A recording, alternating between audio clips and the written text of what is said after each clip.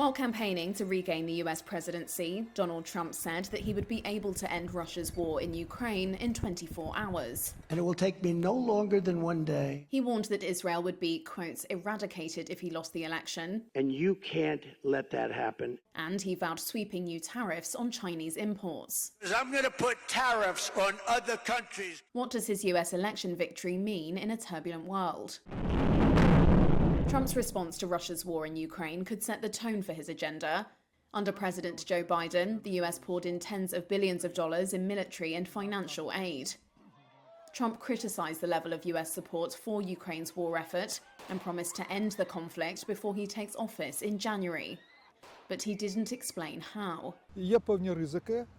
Political analyst Volodymyr Fesenko says Trump is likely to push for swift talks to end the war. But he says some concessions will be made, as Trump wants a quick result. NATO, which backs Ukraine, is also under threat. Trump had warned that he would not only refuse to defend nations, quote, delinquent on funding, but would encourage Russia to do, quote, whatever the hell they want to them. Trump will also confront a volatile Middle East that threatens to descend into a broader regional conflict. Israel is fighting wars in Gaza and Lebanon while facing off against Iran. Trump is expected to continue arming Israel.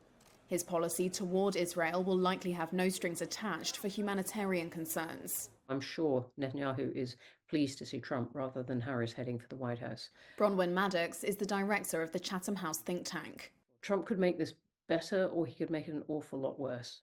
Trump pledges to impose a tough stance on China, meaning he would ramp up tariffs on Chinese goods.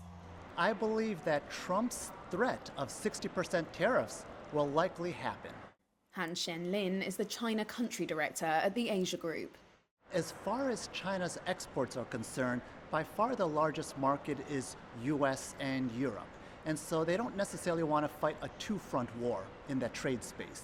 On the other side, Trump has presented a mixed message. He described Chinese President Xi Jinping as, quote, brilliant for ruling with an iron fist, and said democratically governed Taiwan, which China claims as its territory, should pay the US for defense.